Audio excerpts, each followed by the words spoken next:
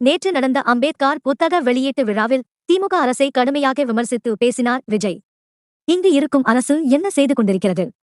தமிழகத்தில் வேங்கை வயல் என்று ஒரு ஊர் இருக்கிறது. அங்கு நடந்த கொடுமைக்காக இன்று வரை ஒரு துரும்பை கூட கிள்ளி போடவில்லை.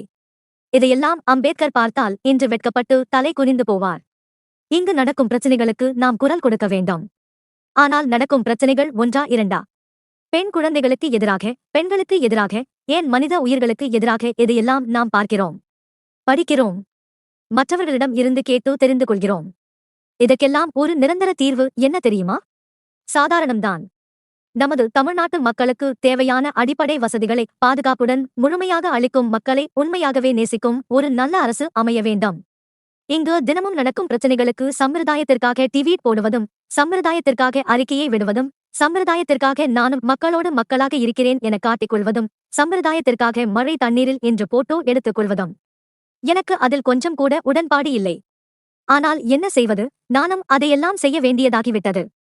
மக்கள் உரிமைகளை மதிக்கத் தெரியாத, மக்களின் பாதுகாப்பை உறுதி செய்ய இயலாத, கூட்டணி கணக்குகளை மட்டுமே நம்பி இருமாப்புடன் 200 வெல்வோம் என்று எகத்தாள முழக்கமிடும் மக்கள் விரோத ஆட்சியாளர்களுக்கு என் மக்களோடு இணைந்து நான் விடுக்கும் எச்சரிக்கை: நீங்கள் உங்கள் சுய நலனுக்காக பாதுகாத்து வரும் கூட்டணி கணக்குகள் அனைத்தும் 2026 இல் மக்களை மைனஸ் ஆக்கிவிடுவார்கள். கடைசியாக ஒரு விஷயம். விடுதலை சிறுத்தைகள் கட்சித் தலைவர் திருமாவளவன் அவர்களால் இன்று வர முடியாமல் போய்விட்டது. அம்பேத்கர் அவர்களுடைய புத்தக வெளியீட்டு விழாவிற்கு கூட அவரால் கலந்து கொள்ள முடியாத அளவுக்கு அழுத்தம் இருக்கும் என்பதை என்னால் யூகிக்க முடிந்தாலும் நான் இப்போது சொல்கிறேன். அவருடைய மனது முழுக்க முழுக்க இன்று நம்மோடுதான் இருக்கும் என்றார்.